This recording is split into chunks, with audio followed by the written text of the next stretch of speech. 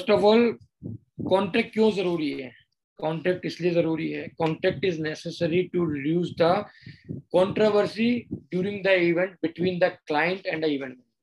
सबसे पहला पॉइंट ये है, क्योंकि एक इवेंट करते हैं, क्लाइंट कुछ बोलता है, इवेंट मैनेजर कुछ सुनता है, इवेंट मैनेजर कुछ करता है, क्लाइंट को कुछ और एक्सपेक्टेशंस होती है, बहुत सारी चीजें होती है इवेंट के अंदर जो कि कभी भी मिस हैपन हो सकती है, क्योंकि इवेंट इज फॉर 1 और 2 और 3 डेज जो हम लोग उसको एग्जीक्यूट करते हैं। प्लानिंग आपकी 1 साल की है, बट एग्जीक्यूशन के लिए आपको 2 या 3 दिन ही मिलेंगे बस, तो उसके लिए कॉन्ट्रैक्ट बहुत ज्यादा जरूरी है।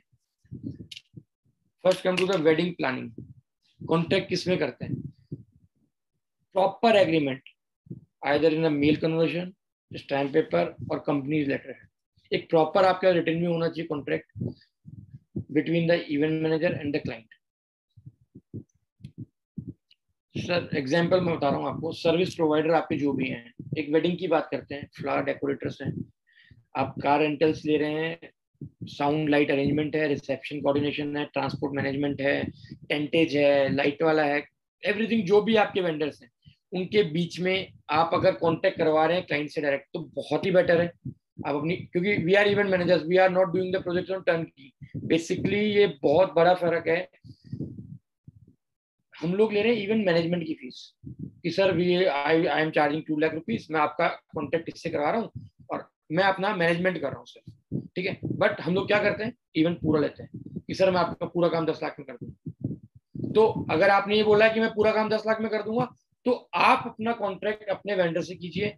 और अगर आपने ये बोला है कि मैं सर 2 लाख रुपए फीस लूंगा और मैं आपके सारी एजेंसीज वगैरह हायर करा करके और आपके इवेंट करवा दूंगा, तो आप फिर डायरेक्ट कॉन्ट्रैक्ट, आप एक कॉन्ट्रैक्ट कीजिए क्लाइंट से और सारे वेंडर्स के कॉन्ट्रैक्ट कराइए क्लाइंट से टू द क्लियरिटी। क्योंकि किसी भी एक एजेंसी की फॉल्ट होगी तो सबके पैसे नहीं कटेंगे, उसी एजेंसी के पैसे कटेंगे according to the contract. Otherwise client क्या करेगा, सबके उठा के पैसे काट दे।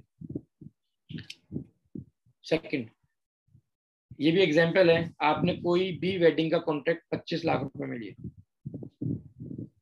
30 जनवरी 2021 को, उसमें से आपने बोला भी 51,000 रुपीज मैंने आपको ले लिए हैं, बाकी के पैसे मैं ऐसे लूंगा 6 लाख रुपीज हैं, वो आप मुझे दे दीजिए 7th को।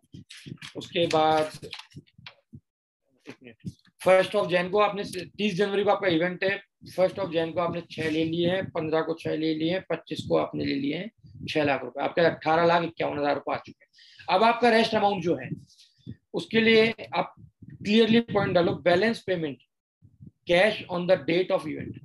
इवेंट शुरू होने से पहले, खत्म होने के बाद नहीं, खत्म होने के बाद वो देगा नहीं अगर आपने कुछ भी गलती की है तो। या फिर आपका ऑनलाइन ट्रांसफर या फिर चेक, चेक भी 3 दिन पहले ताकि वो क्लियर हो जाए। सिर्फ चेक नहीं लेना है, चेक भी क्लियर हो जाए 3 दिन पहले, ठीक है।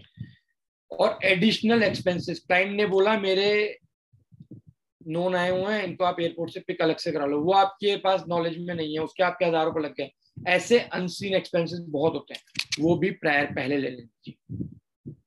और डू प्रैक्टिस किए आप सारा काम बिल से करें, 18% आपका जीएसटी चार्ज करें। और पहली चीज, आप जो भी एडवांस लें, आप चाहे 51,000 लें, 2 लाख लें, 5 लाख लें, पहला एडवांस आप चेक से ही लेना, चाहे बाद में वो कैश दे, लेकिन पहला एडवांस चेक से लेना। उसके रीजंस मैं आपको बताऊंगा आगे जाकर। लेट पेमेंट पॉलिसी, ये पॉइंट्स होने चाहिए कॉन्ट्रैक्ट के अंदर। आपने क्लाइंट से बोला मेरे को, सपोज 1 जनवरी को उसने 6 लाख दे दिए, 15 जनवरी को उसको 6 लाख और देने थे और वो नहीं दिया, किसी भी कारण से उसने 6 लाख रुपए नहीं दिया आपको, तो आफ्टर 7 डेज, 15 से 22 के बाद आप उसकी रिजर्वेशन करा देंगे। तो after 7 days all the reservations and service booking made on behalf of client will be cancelled. Straight away इसमें लिखा हुआ mention cancelled and all expenses incurred.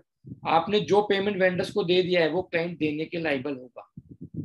या फिर आप नहीं दे पा रहे हैं, आप 24 की जगह आप उसको पेमेंट दे रहे हैं 30 को या अगले महीने, और इवेंट आपका 3 महीने बाद है, तो 24% पर एनम इंटरेस्ट रेट या 18% और 12% जो भी आप डालेंगे आपके क्लॉज में वो चार्जेबल होगा। सर जो आप ये सारे पॉइंट्स बता रहे हैं ये बेसिकली वो पॉइंट्स हैं जो एक कॉन्ट्रैक्ट में होने चाहिए जब कॉन्ट्रैक्ट में होने चाहिए। We are talking about the contract. Contract में क्या क्या होना चाहिए, मेजर पॉइंट्स। तो जब एक इवेंट मैनेजर कॉन्ट्रैक्ट ड्राफ्ट कर रहा है तो उसमें ये सारे पॉइंट्स होने चाहिए होने एज पर चाहिए your experience. As per my experience. 7 days बाद वो बोलता है मैं आपको 10 कल दे दूंगा पैसे, कल दे दूंगा, कल दे दूंगा, कल करते करते तो 2 महीने लगा दिए, और आपको वेंडर्स को पेमेंट देना है फॉर फ्रीज, तो आप कहाँ से देंगे? आपको वेंडर्स को पेमेंट देना है, सपोज 10 लाख रुपए देना है, आपके पास है नहीं, तो आप क्लाइंट से लेकर के ही देंगे। एडवांस तो सबको देना पड़ता है। सेकंड है कैंसिलेशन पॉलिसी। ये बहुत मेजर पॉलिसी है, ये बहुत जरूरी पॉइंट है आपको डालने के लिए कॉन्ट्रैक्ट के अंदर। In case of event is cancelled all payments in advance are non refundable. सबसे पहला, आपने इतनी मेहनत की है उसके लिए, तो वो पैसा हम लोग वापस नहीं देंगे। आप उसके पास 10 बार मीटिंग के लिए गए हो, आपका स्टाफ है ऑफिस में, आपका 10 जनों का स्टाफ है, 2 का है, 3 का है, आप उसके लिए वर्क कर रहे हो, तो आपका भी रेम्यूनरेशन है, तो वो नॉन रिफंडेबल है। And all the outstanding payments are due immediately. आपने 20 लाख का इवेंट किया है, आपने बुकिंग कराई है सबको, आपने 6 लाख रुपए एडवांस के रूप में दे चुके हो और आपका कैंसिल हो, तो सारे के सारे पेमेंट ड्यू हो जाएंगे, क्योंकि this is a responsible of a client कि क्यों कैंसिल कर रहा है। इधर तो वो डेट चेंज कर दे तो वो एडजस्टेबल है, अदर और अगर वो इवेंट कैंसिल करता है तो सारा का सारा पेमेंट इमीडिएटली ड्यू हो जाएगा। सेकंड, नाउ डेट चेंज, जो मैं बोल रहा था पिछली बार, कैंसिल ने करके डेट चेंज करता है। तो अगर वो डेट चेंज कर रहा है, suppose upon example 30th of Jain को उसका इवेंट है, वो 30th जैन को ना करके 15th ऑफ फेब को कर रहा है, और 15th ऑफ फेब को उसकी मर्जी है, आपकी मर्जी नहीं है, क्योंकि आपके पास ऑलरेडी 4 या 5 इवेंट्स है उस दिन, तो आप नहीं कर पाओगे। तो जो एडवांस लिया हुआ है वो आप लाइबल नहीं हो देने के, एज पर द कॉन्ट्रैक्ट, अगर आपने कॉन्ट्रैक्ट बनाया हुआ है। और 15th को आप रेडी हो तो आप इजीली कर ही लो। फोर्स मेजर, ये बहुत बड़ा मेजर पॉइंट है। Force majeure is a act of God. आप कोई भी, मैं आपको इसको थोड़ा सा ब्रीफ कर देता हूँ। The performance of this agreement is subject to termination without any liability upon the occurrence of any circumstances beyond the control of the parties, such as act of God, natural disasters like storms, hailstorms, war, government regulations, strike of transportations, riots, कुछ भी हो जाएगा। तो उसके लिए in such event any refund is applicable will be made after deducting the incurred expenses cost including the management fees। आपने 30 लाख रुपए का इवेंट ले रखा है, 3 लाख रुपए आपकी मैनेजमेंट फीस है, बाकी आपके एक्सपेंसेस उस इवेंट के उस वक्त तक 18 लाख हो चुके हैं, तो 18 लाख रुपए आप लेने के लायबल हो। आपका इवेंट मैच्योर नहीं हुआ है तो आप 30 लाख के लायबल नहीं हो, बट आपके एक्सपेंसेस 18 लाख रुपीज हो गए तो आप 18 लाख रुपीज तक लेने के लायबल हो, क्योंकि इसके ऊपर ना क्लाइंट का बस चलेगा ना आपका बस चलेगा।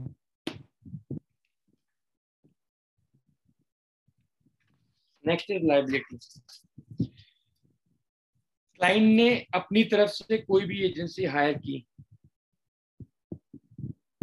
जैसे आप पूरी वेडिंग कर रहे हैं, टर्न की प्रोजेक्ट कर रहे हैं, क्लाइंट ने बोला मैं बैंड बाजा बारात मेरा खुद का लेकर आऊंगा, और वो थोड़ा सा लेट हो जाता है, तो उसके ऊपर आपकी कोई लायबिलिटी नहीं है।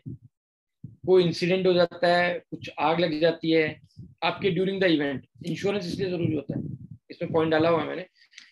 Miss happening, incident happen due to negligence of accident, fire और anything else arising due to any external agencies hired by the client, अगर वो कोई फॉल्ट करती है तो उसके अंदर आप कोई लाइबल नहीं है। और आपने कोई वेडिंग प्लानर, आपने कोई फ्लोरिस्ट, टेंट स्ट्रक्चर, अगर आपको कुछ बिगड़ता है करता है, अगर आपने डायरेक्ट कॉन्ट्रैक्ट करा रखा है तो आप लाइबल नहीं हो, अदरवाइज आप लाइबल हो।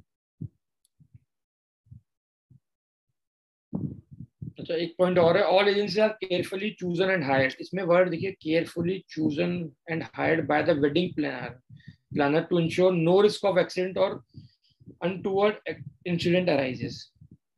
कुछ भी मिस हैपनिंग होता है, आप अगर पॉइंट डाल देते हो तो आप सेफ हो, अदरवाइज क्लाइंट आपको आपकी पेमेंट कटेगी और कुछ भी नहीं होगा। और क्लाइंट को मेक श्योर मीटिंग के टाइम पे भी रिस्क इन्वॉल्वमेंट, क्योंकि बिकॉज हम लोग 3 डे का इवेंट करते हैं, उस वक्त क्या होना है, कैसे होना है, किस तरीके से होना है, उस पॉइंट्स के लिए मैं आपको आगे बताऊंगा। कि क्या रिस्क इन्वॉल्वमेंट हो जाते हैं ड्यूरिंग द इवेंट। लाइसेंस, इसके बारे में पहले बात कर चुके हैं। लाइसेंस होते हैं पीपीएल, आईपीआरएस, नोवेक्स और भी बहुत सारे हैं। क्लियरेंस ऑफ वर्क लाइसेंस एक छोटा सा लाइसेंस है। आपको एक होटल में अगर आप कोई वेडिंग कर रहे हैं तो आपको क्लियरेंस चाहिए सिक्योरिटी डिपार्टमेंट से होटल की, कि हमारा सामान यहाँ आएगा, डंप होगा, हम लोग इस तैयारी करेंगे। तो उसके लिए भी लाइसेंस होटल बना के देता है कि हाँ मैं फलाना इवेंट मैनेजर को ये लाइसेंस दे रहा हूँ, तो वो जाकर के इवेंट स्टार्ट कर सकता है, अपना वर्क स्टार्ट कर सकता है। वो भी एक बेसिकली लाइसेंस ही होता है, बेसिकली परमिशन मान लो या लाइसेंस मान लो। Government licences apart like that liquor, wedding permissions, PPL, IPRS, Novex, जो भी लाइसेंसेस जो हम लोगों ने बात की वो वाली। और कोई होटल लाइसेंस मांगता है, अनसीन लाइसेंसेस, कोई होटल लाइसेंस मांगता है। सपोज सीएम हाउस के पास में कोई होटल है, उसके अंदर आपको आने जाने के लिए परमिशन का भी लाइसेंस लगेगा, वो ट्रांसपोर्ट डिपार्टमेंट से लगेगा। तो वो लाइसेंस जो कि उस पर्टिकुलर जगह के लिए चाहिए, तो वो लाइसेंस की जिम्मेदारी क्लाइंट की है। क्योंकि क्लाइंट अगर होटल अगर क्लाइंट ने बुक कराया तो क्लाइंट की है, आपने बुक कराया तो क्लाइंट को आपको डालना पड़ेगा दिमाग में, सर ये लाइसेंस है, 10,000 रुपए की कॉस्ट आएगी, ये लेना जरूरी है इस वेन्यू के लिए। और बाकी पीपीएल, आईपीआरएस और ये मैं आपको समझा ही चुका हूँ। ये कुछ पॉइंट्स हैं, ये भी मेंशन होने चाहिए। As per the directions of honourable supreme court का डिसीजन है, ऑल ओवर इंडिया, चाहे खेत हो, चाहे जंगल हो, चाहे क्राउडेड एरिया हो, चाहे कोई होटल हो, चाहे कुछ भी हो, 10 बजे के बाद साउंड अलाउड नहीं है। आप सोचो मैं किसी फार्म हाउस में प्राइवेट पार्टी कर रहा हूँ, रात को मैं 2 बजे तक पार्टी कर रहा हूँ, तो अलाउड नहीं है। इन द स्पेशल केसेस आप पास के लोकल पुलिस स्टेशन से परमिशन ले लो, या कुछ डेसिबल पे आप साउंड चला सकते हो, वो परमिशन ले लो। अदरवाइज कहीं ऑल ओवर इंडिया अलाउड नहीं है 10 बजे के बाद music, except the bar, disc, और इसके अंदर तो अलाउड कर रखा है क्योंकि वो पार्टीज ही रात को होती है। अदरवाइज कहीं अलाउड नहीं है ओपन एरिया के अंदर। तो इसको भी आपको क्लाइंट को समझाना पड़ेगा कि अगर वो 10 बजे बाद क्लाइंट जिद कर रहा है, नहीं मेरे को संगीत ही पूरा नहीं हुआ चलाना है, तो क्लाइंट को अवेयर करना पड़ेगा, सर इससे ये प्रॉब्लम्स हो सकती है, पेनल्टी लग सकती है, साउंड वाले का कंसोल उठा के लेके जा सकते हैं, यहाँ पे आके सीज कर सकते हैं, जो भी लाइबिलिटी होगी वो क्लाइंट की होगी।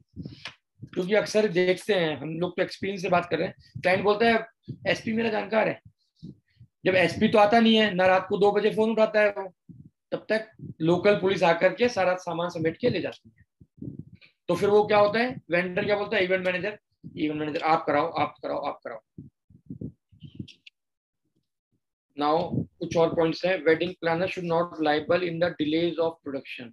अगर आपने स्ट्रेट अवे कॉन्ट्रैक्ट में डाल रखा है कि 15 दिन के पहले आप फ्रीज कर दीजिए आपकी डिजाइनिंग, 15 दिन के बाद आप फ्रीज करेंगे या ऑन स्पॉट कुछ भी चेंज कराएंगे, उसमें कुछ भी डिले हुआ, तो that is responsible of the client, not the event manager. वो आपके पैसे नहीं काट सकता अगर आपने कॉन्ट्रैक्ट में डाला हुआ है। तो क्लाइंट ने आया, क्लाइंट की चाचा है, बोले कि मैं वेडिंग्स की बात कर रहा हूँ, क्लाइंट की चाचा है, बोले ये यहाँ पे स्ट्रक्चर नहीं होना चाहिए, दूसरी जगह होना चाहिए, तो वो अगर स्ट्रक्चर आपने हटा दिया और लग नहीं पाया, तो वो क्लाइंट की रिस्पॉन्सिबिलिटी आपकी नहीं है। कोई भी चेंजेस किसी भी होटल में कर रहे हैं, कुछ भी चार्ज ले रहे हैं, होटल क्लीनिंग चार्ज ले रहे हैं, या कुछ भी टूट गया आपसे, आप ड्यूरिंग द इवेंट आपने उसको कारपेट फाड़ दिया इवेंट मैनेजर ने, तो आप एक क्लॉज डाल दीजिए। वैसे चार्जेस वेंडर की गलती है तो इवेंट मैनेजर के या वेंडर के लगेंगे, बट अगर आपने ये क्लॉज डाल दिया, क्लाइंट नहीं, क्लाइंट के गेस्ट ने रूम में जाकर के मिरर तोड़ दिया या कुछ सामान चोरी कर लिया, तो ये पॉइंट डालने से आप बच जाओगे कि this is the duty of the client, कि हम लोगों का कोई फॉल्ट नहीं है, होटल डायरेक्टली क्लाइंट से ही पेमेंट लेगा, उसमें आपसे नहीं लेगा। अदरवाइज वो सारी रिस्पॉन्सिबिलिटी अगर आपने कॉन्ट्रैक्ट नहीं डाल रखा है तो फिर वो इवेंट मैनेजर की। ये बहुत मेजर पॉइंट है। अगर आप किसी भी होटल में या कोई वेडिंग कर रहे हो, 3 डेज 4 डेज की कंटिन्यूटी वेडिंग है जिसमें गेस्ट का इन्वॉल्वमेंट बहुत ज्यादा है, जो कि आपके होटल में रुके हुए हैं, तो आपको ये पॉइंट बहुत नेसेसरी है डालने, तीनों पॉइंट। सबसे पहले, नो टीम मेंबर, लेबर, आपकी लेबर और any other party representing the wedding planner is allowed to go to the private guest area of any hotel. कि आपका फंक्शन चल रहा है, वहां पे ना आपकी लेबर जा सकती है। आपके रूम्स लगे हुए हैं गेस्ट के, वहां पे आपकी लेबर नहीं जाएगी। गेस्ट बोलता है आपके एक स्टाफ को भेज दो और वो वहां से मेरे रूम से सामान मंगा के दे दो, कभी भी नहीं करना है, क्योंकि लॉस ऑफ ज्वेलरी और एनी अदर थिंग आपको प्रॉब्लम क्रिएट हो जाएगी। Placement of room cards, hampers, basket और anything else shall be done by the venue, hotel और client staff of the team. आपने आपके क्लाइंट ने रूम हैम्पर ला के दिए, बोला ये प्लेस कर दो हर रूम के अंदर, तो देयर शुड बी, आपका स्टाफ जा सकता है, बट क्लाइंट का कोई स्टाफ, क्लाइंट की फैमिली से कोई बंदा या फिर होटल का स्टाफ, वो साथ जाना जरूरी है। थर्ड है pickup, packing, unpacking of any stuff bought by the client और any other agency hired by the client directly. तो वो ड्यूटी आपकी नहीं है कि वो अनपैकिंग आप करोगे, आपके स्कोप ऑफ वर्क में नहीं है। आप स्ट्रेट अवे क्लाइंट को मना कर सकते हो, सर मेरे पास स्टाफ नहीं है, आपने मुझे बताया नहीं था इस चीज के लिए, तो मैं 2 बंदे एक्स्ट्रा हायर करता है इस काम के लिए, तो आप उसके लिए क्लाइंट को डिनाई कर सकते हो। आर्टिस्ट बुकिंग, कोई भी वेडिंग होती है आजकल आर्टिस्ट आता है, चाहे छोटा है चाहे बड़ा है, रिनाउंड है या फिर लोकल आर्टिस्ट है। अगर कुछ भी मिस हैपनिंग हो जाती है, आर्टिस्ट आया, आपने मीका को बुलाया, मीका के साथ कुछ मिस हैपनिंग हो गई, उसका थ्रॉट खराब हो गया या फिर उसकी फ्लाइट डिले हो गई, तो event manager is not the responsible. Like force majeure act of God है, ऐसे ये भी वो है, उसका एक्सीडेंट हो गया किसी के भी आर्टिस्ट का, तो वो नहीं आ सकता। आप रिप्लेस करने में मदद करोगे उसकी, बट आपके ऊपर रिस्पॉन्सिबिलिटी नहीं है कि आप, या आपके कोई वो नहीं है, पेमेंट कटने का कोई चांस नहीं है अगर आर्टिस्ट परफॉर्म नहीं कर पाता है। Any reason, accident, flight delay, missing of the flight, कुछ भी रीजन हो एक्स वाई जेड, एंड आप क्लाइंट को अगर ये मेंशन करते हो कोई आर्टिस्ट आ रहा है, रूम्स, ट्रेवल, उसके एक्सपेंसेस है, उसका फूड है, वो अगर आप नहीं मेंशन करते हो तो क्लाइंट स्ट्रेट अवे बोल देगा आपने 1.5 लाख बताया था, आर्टिस्ट के 1.5 लाख हमने आपको दे दिए। उसके ऊपर के अनसीन एक्सपेंसेस है, वो जब तक आप क्लाइंट को क्लियर नहीं करोगे तब तक वो आपको क्लाइंट देगा नहीं। ये कुछ पॉइंट्स है, मेजर पॉइंट्स। बाकी नॉर्मल पॉइंट्स में सेट ऑफ लैंग्वेज है, तो वो आपको कोई भी जो भी कॉन्ट्रैक्ट बनाएगा वो लिख सकता है। मतलब ये कुछ मेजर पॉइंट्स जो ध्यान रखने वाली बात है वेडिंग्स में और कॉर्पोरेट्स में। और ये आर्टिस्ट मैनेजमेंट वाला तो कॉर्पोरेट्स के लिए बहुत ही ज्यादा जरूरी है, क्योंकि इवेंट कैंसिल हो जाते हैं, 5,000 की गैदरिंग आपकी इकट्ठी हो जाती है ग्राउंड पे और पता लगता है आर्टिस्ट आया ही नहीं, डिले हो जाता है प्रोग्राम। तो थैंक्स। अब कोई क्वेश्चन हो तो बता दीजिए। बाकी अगर आपका एक कॉन्ट्रैक्ट ब्रीच होता है क्लाइंट और इवेंट मैनेजर में, तो ऑर्डर 7 रूल 1 है, उसके अंदर आप इसके ऊपर एक सिविल केस फाइल कर सकते हैं क्लाइंट के ऊपर।